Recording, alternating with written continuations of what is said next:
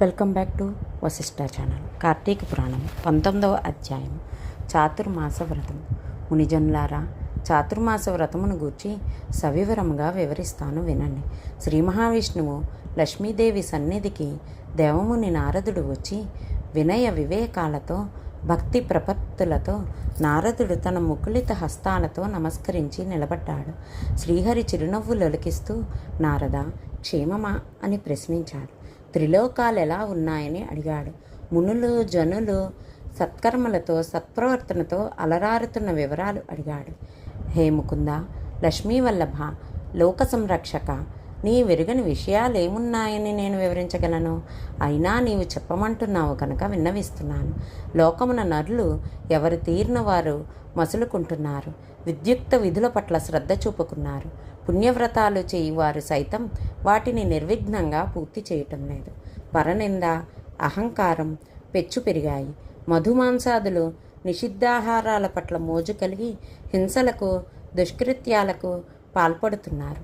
అట్టి వారిని సముద్ధరించి కాపాడుము అని సమస్తాన్ని వివరించాడు నారదుడు.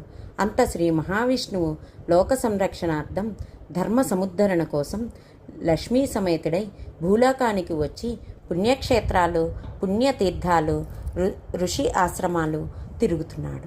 వృద్ధ దంపతుల రూపంలో ఉన్న లక్ష్మీనారాయణులను నిరసించేవారు కొందరు కాగా, గౌరవించి అతిథి మర్యాదలతో ఆదరించేవారు కొందరు. వీరి ఉనికినే పట్టించుకోక వారి వారి కార్యక్రమాలలో లీనమయ్యి ఉండేవారు కొందరు. ఇలా ప్రజలు పలు రకాలుగా మసులుకుంటుండగా చూచిన రమామాధవుడు ఋషివాటికలు చూచేటందుకు బయలుదేరాడు. అలా వారిని సందర్శిస్తూ నైమిషారణ్యానికి వచ్చారు. సూత సౌనకాదులు వారిని భక్తి శ్రద్ధలతో ఆరాధించగా, వారిలో జ్ఞానసిద్ధుడనే యోగీంద్రుడు, హే హృషికేశ, మాధవ, మధుసూదన, హే పుండరీకాక్ష, మీ రాకతో మేము మా ఆశ్రమము ధన్యత్వం చెంది తరించాము.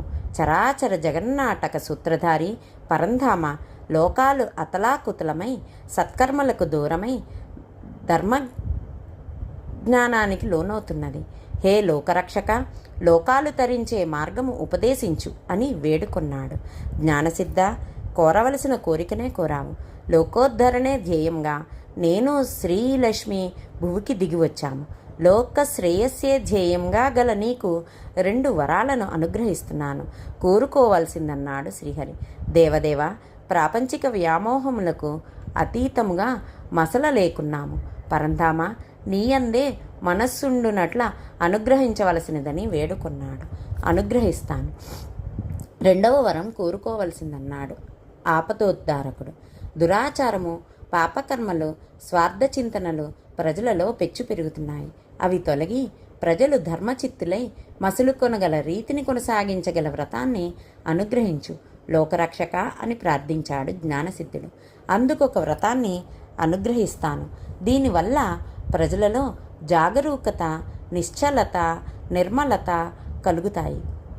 ఆషాఢ శుద్ధ దశమి నుండి కార్తీక శుద్ధ ద్వాదశి వరకు 4 నెలలు నేను లక్ష్మీదేవి సహితం ఆ పాలకడలిలో శయనించి ఉంటాను.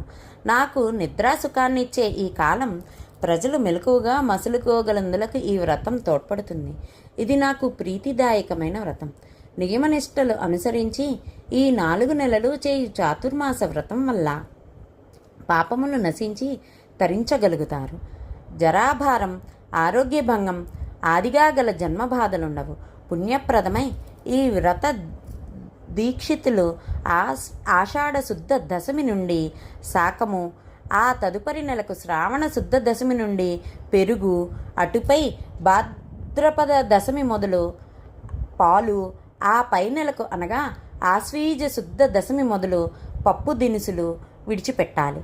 క్రమక్రమంగా నే చెప్పిన ప్రకారము ఒక్కొక్క పదార్థాన్ని విడిచిపెడుతూ నియమిత ఆహారం తీసుకుంటూ పూజా పునస్కారాలతో ఈ 4 నెలలు భక్తి తత్పరులై నన్ను సేవించిన వారికి ముక్తిని అనుగ్రహిస్తాను. నాకు నిద్ర, మెలకువ, సుషుప్తి అవస్థాత్రయములు లేవు. వీటికి అతీతుణ్ణి. భక్తుల నిద్రా పరిశీలనే నా నిద్రావస్థ కనుక జ్ఞానసిద్ధ నేనీ 4 నెలలు నిద్ర నెపంతో సైనించిన భక్తి గలవారిని పరిశీలిస్తూనే ఉంటాను. త్రికాలములందు స్తోత్రము చేయు వారికి, నిశ్చల చిత్తంతో క్రమం తప్పకుండా నన్ను పూజించు వారికి నేను ప్రసన్నుడనవుతాను అని ప్రబోధించి శ్రీహరి వైకుంఠానికి వెళ్ళి శేషతల్పాన శయనించాడు. పాపులు, దుర్మార్గులు ఈ వ్రతం వల్ల సద్వర్తనులవుతారు. అన్ని కులాల వారు ఈ వ్రతాన్ని చేయవచ్చు. ఈ వ్రతాన్ని నిందించిన, నిరసించిన గోహత్య మహాపాతకాన్ని, జన్మజన్మలు సురాపానం చేసిన పాపాన్ని పొందుతారు అని అంగీరసు ముని వివరించాడు. కార్తీక పురాణం 19వ రోజు పారాయణ భాగం చాతుర్మాస వ్రతం అధ్యాయం సమాప్తం. ధన్యవాదములు. Please like, share, subscribe our channel.